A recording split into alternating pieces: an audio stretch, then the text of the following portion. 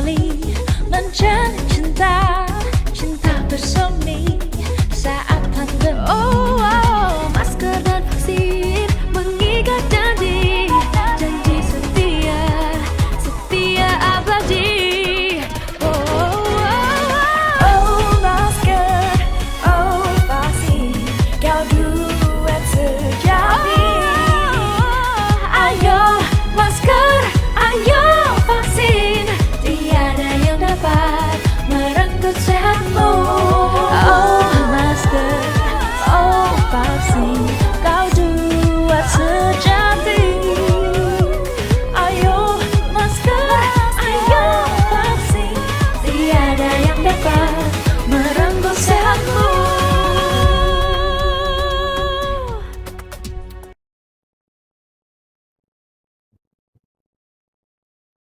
Assalamualaikum warahmatullahi wabarakatuh. Selamat sore, salam sejahtera untuk kita semuanya. Hari ini saya akan menyampaikan perkembangan penanganan COVID-19 di Indonesia terkini. Saat ini kasus positif nasional konsisten mengalami kenaikan. Untuk mempermudah memahami gambaran kondisi kenaikan kasus yang saat ini terjadi, kita dapat berkaca ke belakang dan membandingkan dengan lonjakan kasus pertama dan kedua. Jika dibandingkan dengan gelombang kasus pertama, penambahan kasus positif saat ini sudah jauh melebihi puncak pertama. Pada puncak pertama, penambahan kasus mingguan tertinggi adalah sebesar 88.000 kasus, sementara di minggu lalu penambahan kasus positif mencapai lebih dari 170.000 kasus, atau hampir 2 kali lipat puncak lonjakan pertama. Dan jika dibandingkan dengan lonjakan kasus kedua, penambahan kasus saat ini setara dengan penambahan kasus pada akhir bulan Juni, atau setengah dari puncak lonjakan kasus kedua. Meskipun demikian, pada masa lonjakan kasus kedua, peningkatan telah terjadi sejak awal Mei atau membutuhkan waktu 8 minggu untuk mencapai kondisi kasus yang setara dengan saat ini. Sementara penambahan kasus saat ini hanya dicapai dalam waktu 3 minggu saja atau 2,5 kali lebih cepat dibanding lonjakan kedua. Selanjutnya, seluruh provinsi di Indonesia telah mengalami kenaikan kasus. Namun, tidak semua provinsi menyumbangkan kasus dengan besaran yang sama. Lebih dari 90% penambahan kasus nasional disumbangkan oleh provinsi-provinsi di Pulau Jawa dan Bali. Dengan rincian penambahan kasus di minggu lalu sebagai berikut: DKI Jakarta bertambah 44.000 kasus, Jawa Barat 28.000 kasus, Banten 15.000, Bali 7.500, Jawa Timur 7.000, Jawa Tengah 3.500, dan daerah istimewa Yogyakarta 1.000 kasus. Apabila dilihat lebih jauh lagi, kenaikan kasus harian di beberapa provinsi ternyata juga sudah melampaui kasus harian pada puncak gelombang kedua. Hal ini terjadi di 3 provinsi, yaitu DKI Jakarta dengan kenaikan harian saat ini mencapai 15.800 kasus, Banten 4.800 kasus, dan Bali 2.000 kasus. Menyikapi kondisi kasus yang masih terpusat pada daerah tertentu, dalam hal ini pada provinsi di Pulau Jawa dan Bali, terdapat 2 hal penting untuk kita upayakan bersama demi menekan laju pertambahan kasus. Yang pertama, pengendalian kasus pada daerah penyumbang kenaikan kasus tertinggi sebagai hotspot penularan. Dapat kita simpulkan dari data-data tersebut bahwa penularan masih terpusat di Pulau Jawa dan Bali, khususnya pada wilayah-wilayah aglomerasi seperti DKI Jakarta, Jawa Barat, dan Banten. Dengan dirilisnya instruksi Mendagri nomor 9 tahun 2022 terkait PPKM level 1 sampai dengan 3 di wilayah Jawa Bali, saya menghimbau pemerintah daerah untuk benar-benar menegakkan kebijakan protokol kesehatan, terutama bagi daerah dengan level PPKM 3, yaitu sebagai berikut. Pelaksanaan pembelajaran di satuan pendidikan dapat dilakukan melalui pembelajaran tatap muka terbatas dan atau pembelajaran jarak jauh sesuai dengan keputusan bersama 4 Menteri tentang panduan penyelenggaraan pembelajaran di masa pandemi Coronavirus Disease 2019. Pelaksanaan kegiatan pada sektor esensial diberlakukan maksimal 25% work from office atau bekerja di kantor, dan hanya bagi pegawai yang sudah divaksin dan wajib menggunakan aplikasi Peduli Lindungi pada pintu akses masuk dan keluar tempat kerja. Kemudian supermarket, hypermarket, pasar tradisional, toko kelontong, dan pasar swalayan yang menjual kebutuhan sehari-hari dibatasi jam operasionalnya sampai dengan pukul 21.00 waktu setempat dengan kapasitas pengunjung 60% dan menggunakan aplikasi Peduli Lindungi. Untuk pasar rakyat yang menjual barang non kebutuhan sehari-hari dapat beroperasi dengan kapasitas maksimal 60% dan jam operasional sampai dengan pukul 20.00 waktu setempat. Kegiatan pada pusat perbelanjaan, mal, pusat perdagangan dibuka dengan ketentuan kapasitas maksimal 60% dan jam operasional sampai dengan pukul 21.00 waktu setempat. Tempat ibadah dapat mengadakan kegiatan peribadatan atau keagamaan berjamaah selama masa penerapan PPKM level 3 dengan maksimal 50% dari kapasitas dan menerapkan protokol kesehatan secara lebih ketat serta memperhatikan ketentuan teknis dari Kementerian Agama. Fasilitas umum, yaitu area publik, taman umum, tempat wisata umum, dan area publik lainnya, dibuka dengan kapasitas maksimal 25%. Pelaksanaan resepsi pernikahan diadakan dengan maksimal 25% dari kapasitas ruangan dan tidak mengadakan makan di tempat dengan menerapkan protokol kesehatan secara lebih ketat. Untuk pelaksanaan kegiatan sektor esensial, sektor industri orientasi ekspor dan penunjangnya, sektor perhotelan non-karantina, serta kegiatan dan sektor lainnya, masih beroperasi dengan ketentuan sesuai dengan instruksi Mendagri. Serta untuk beberapa sektor kritikal masih bisa beroperasi 100% dengan protokol kesehatan. Mohon disimak peraturan terkait sektor kritikal pada instruksi Mendagri tersebut. Pelaku usaha dan pemilik fasilitas publik wajib memastikan digunakannya Peduli Lindungi dengan baik dan benar. Harap betul-betul di-scan dan diteliti, jangan sampai seseorang menggunakan hasil tangkapan layar atau screenshot, apalagi menggunakan akun orang lain. Hal ini penting karena hanya dengan Peduli Lindungi, status positif dan kontak erat dapat teridentifikasi sehingga masuknya orang positif, apalagi dalam tempat keramaian, dapat dihindari. Selain itu, dengan fitur check-in Peduli Lindungi, kapasitas orang dalam satu tempat tersebut dapat betul-betul dipantau dan dibatasi oleh pengelola bersama Satgas Fasilitas Publik 3M. Masyarakat yang berada pada wilayah tersebut juga dihimbau untuk senantiasa melaksanakan disiplin protokol kesehatan 3M, tertib menggunakan Peduli Lindungi, serta menghindari aktivitas pada daerah kerumunan.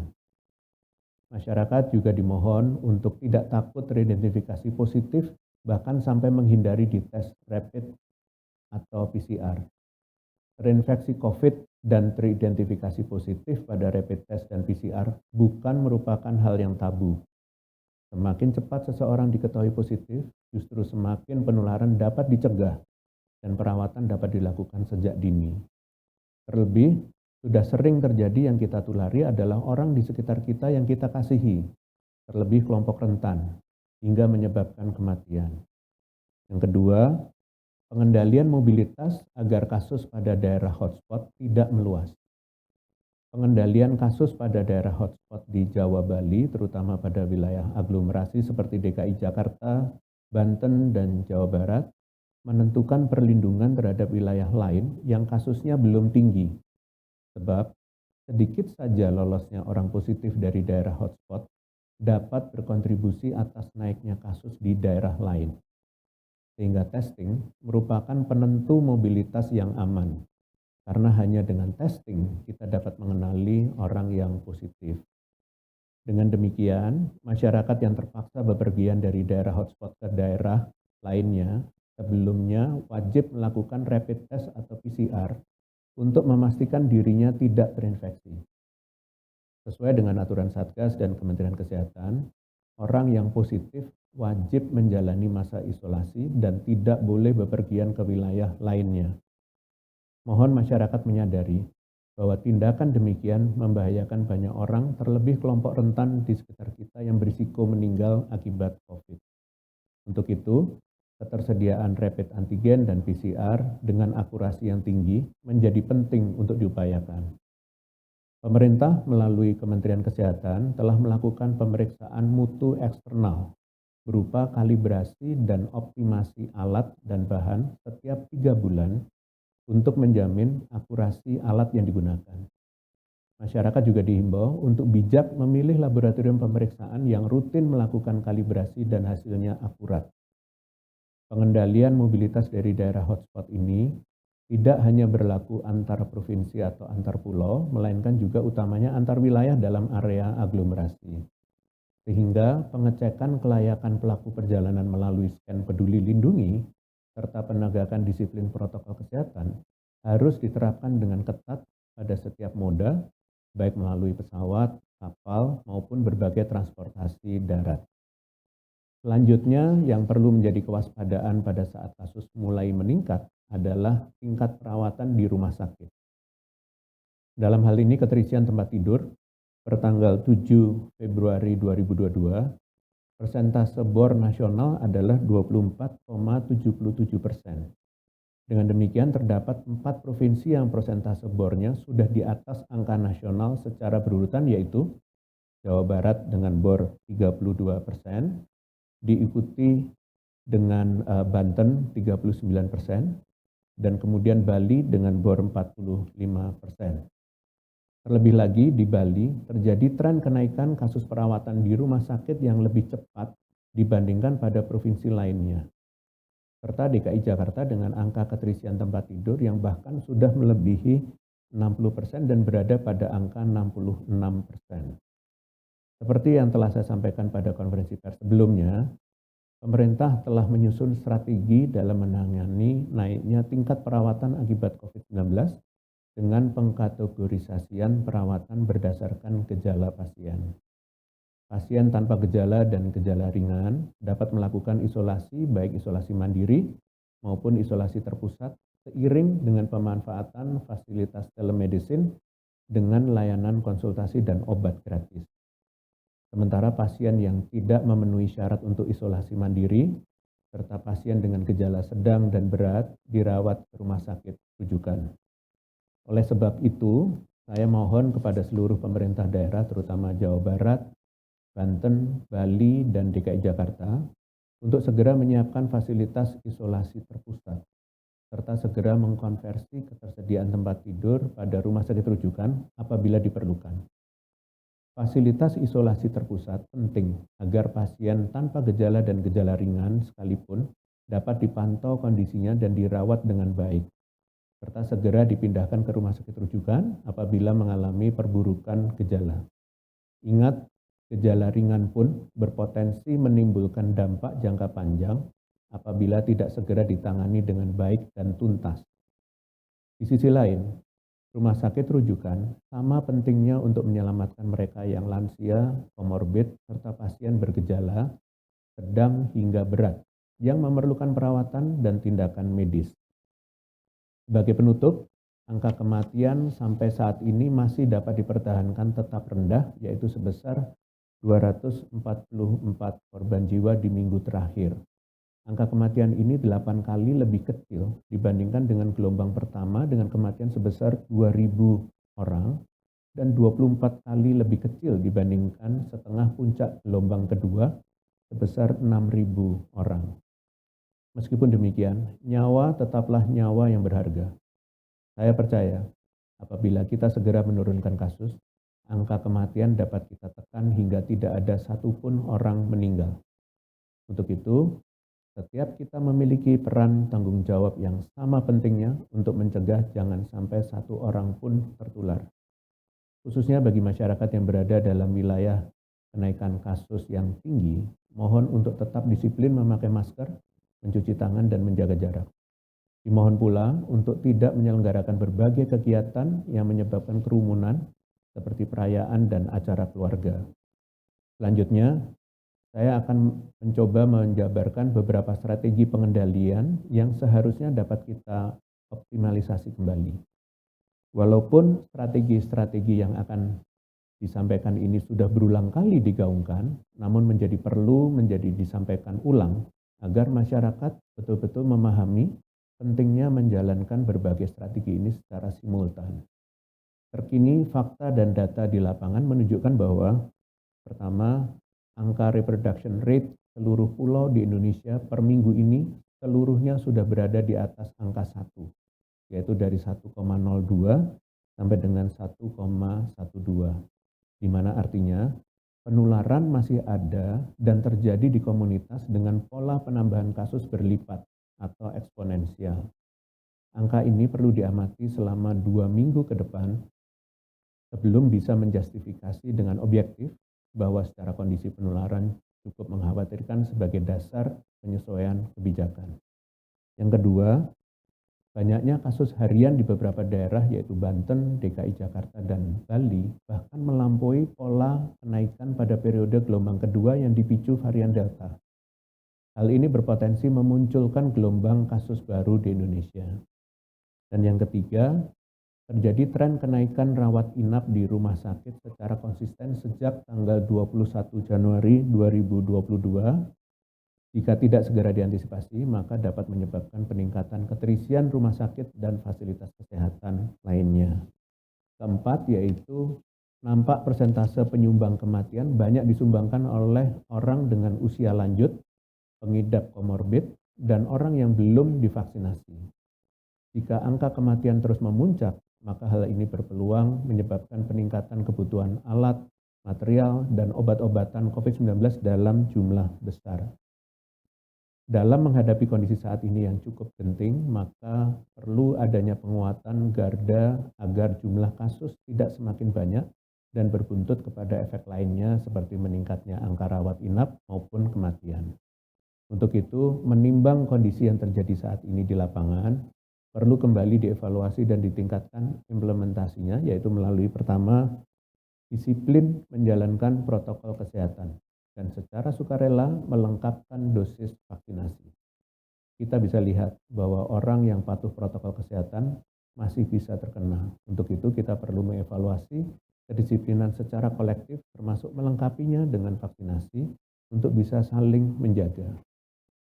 Khususnya terkait efektivitas vaksinasi, studi Dukan dan kawan-kawan di Ontario, Kanada tahun 2021 menyatakan bahwa kekebalan terhadap COVID-19 pada individu akan semakin tinggi seiring dosis vaksinasi yang diterima. Bahkan lebih tinggi 25% terhadap varian Omicron setelah mendapatkan booster dosis ketiga. Kemudian yang kedua, proaktif melakukan testing. Kita tahu bahwa sekalipun tak bergejala, kasus positif masih bisa menularkan. Untuk itu, positif atau tidaknya seseorang hanya bisa secara valid diketahui dengan testing. Sudah seharusnya seseorang harus memiliki kesadaran tinggi terhadap aktivitas yang dilakukannya. Orang yang pasca berkontak erat dengan kasus positif atau perjalanan sudah seharusnya secara sukarela melakukan testing untuk memastikan, termasuk orang-orang yang sudah merasakan gejala mirip COVID-19. Membatasi mobilitas terutama yang tidak mendesak serta menjauhi aktivitas di area kerumunan atau ramai.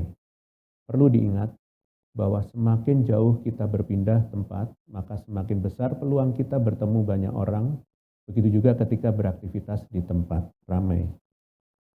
Oleh karena itu, di masa penularan kasus yang tinggi ini, sikap hati-hati harus terus kita tumbuhkan dan dapat diwujudkan dengan membiasakan diri, mempertimbangkan dan menilai risiko penularan sebelum beraktivitas. Melakukan screening kesehatan termasuk menggunakan peduli lindungi sebelum memasuki fasilitas publik. Hal ini penting mengingat fasilitas publik cenderung padat dengan orang dengan beragam riwayat aktivitas dan perjalanan. CDC sendiri menghimbau untuk tidak memperbolehkan orang yang sudah jelas bergejala untuk memasuki fasilitas publik, bahkan bagi yang terlanjur masuk untuk segera diisolasi di tempat terpisah.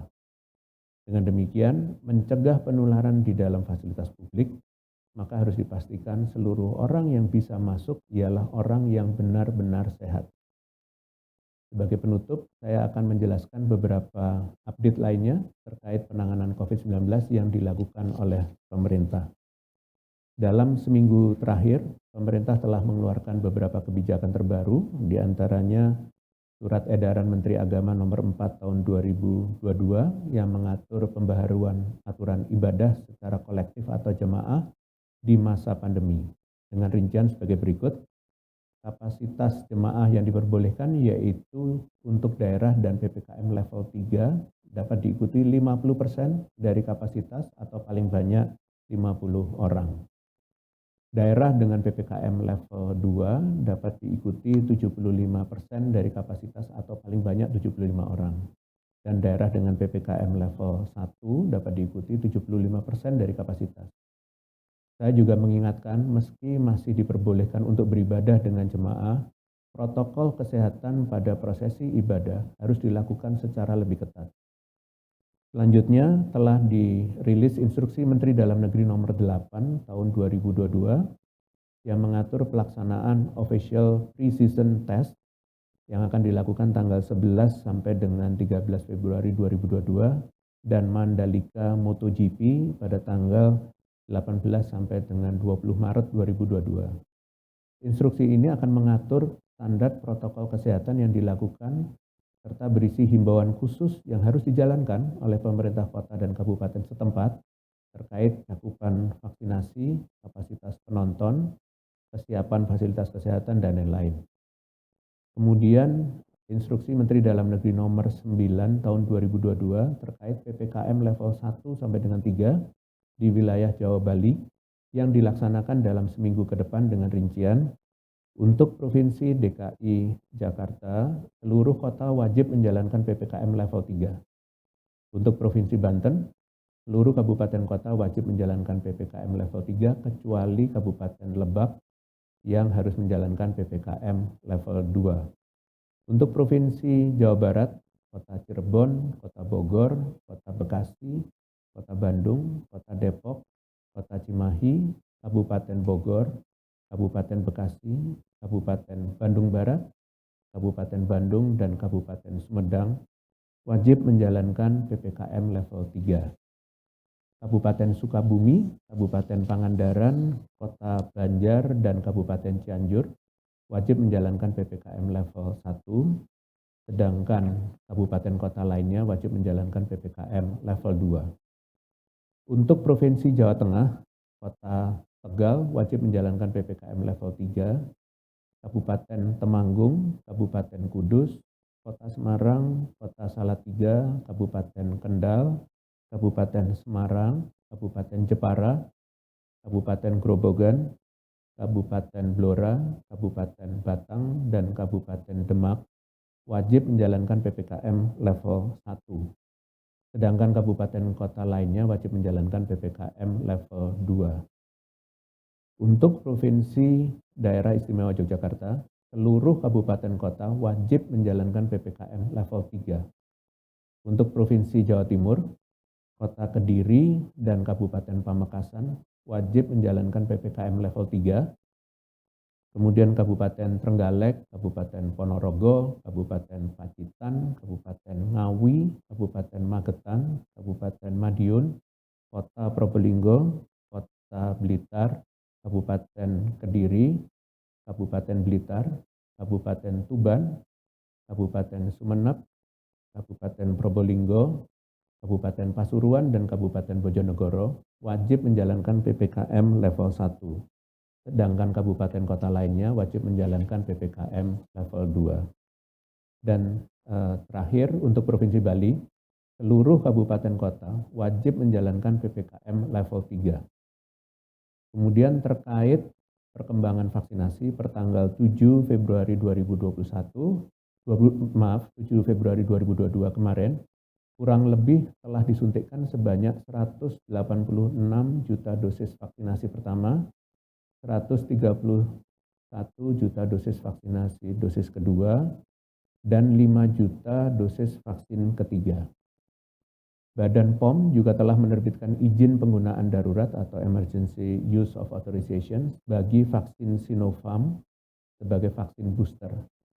membuatnya jadi vaksin ke-6 yang direkomendasikan menjadi booster di Indonesia setelah penetapan CoronaVac Sinovac, Pfizer, AstraZeneca, Moderna, dan Sinovac. Diharapkan penambahan jenis vaksin ini dapat meningkatkan laju vaksinasi booster yang perlu dilakukan untuk memperkuat pembentukan kekebalan komunitas yang juga telah dibentuk dari upaya vaksinasi dosis pertama dan kedua. Kami menghimbau bagi masyarakat yang belum mendapatkan vaksin booster untuk sesegera mungkin memeriksa status kelayakan pada aplikasi Peduli Lindungi dan mendapatkan vaksin pada fasilitas kesehatan terdekat. Sekian konferensi pers hari ini, saya lanjutkan dengan sesi tanya jawab dengan media. Terima kasih. Selamat sore, Prof. Telah masuk beberapa pertanyaan dari rekan-rekan media. Yang pertama dari fatberita1.com.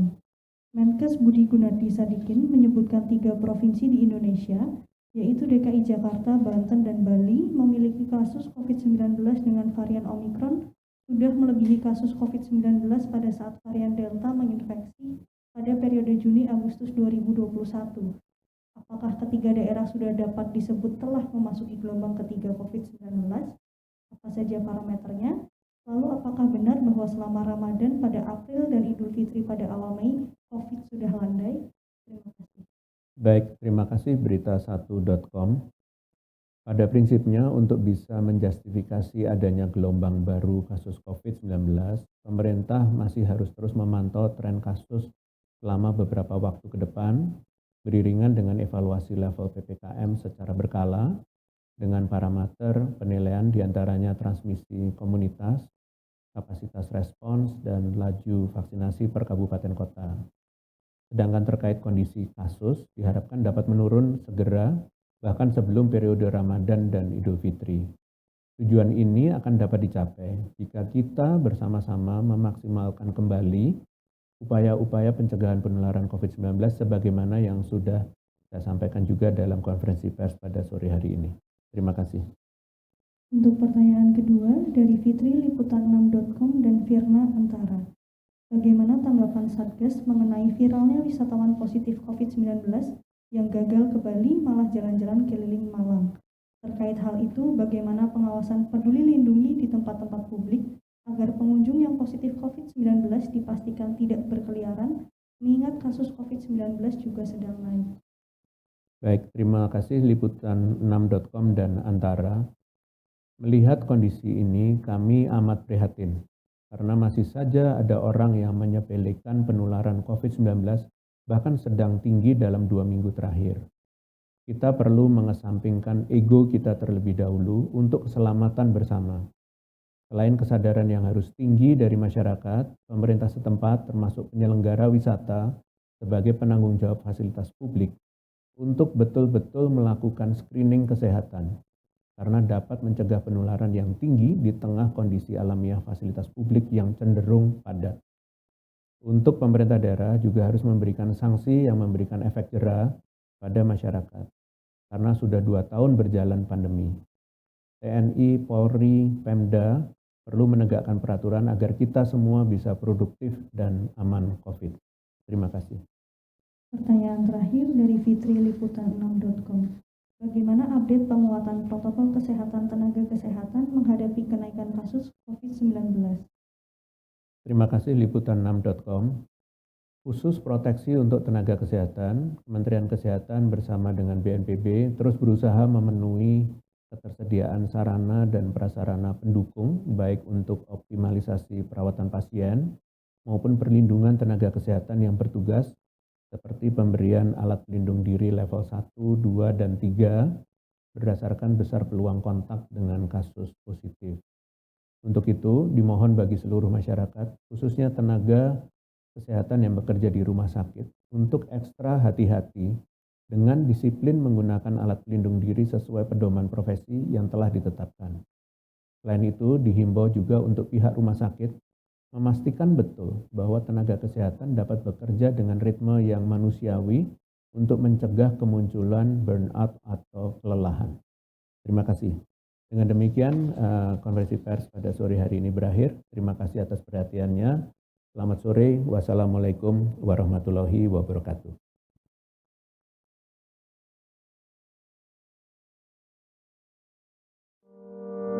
Pandemi hanya akan pergi bila kita saling peduli. Sebab bila tidak, gelombang baru datang dan pergi. Berani mengingatkan orang lain untuk lindungi diri, saling jaga, mau menerima dan rela memberi. Kencangkan lagi maskermu. Kurangi mobilitas dan hanya untuk yang perlu. Rutin olahraga dan vaksinasi lengkap demi imunitasmu. Kita percaya, kita pasti bisa.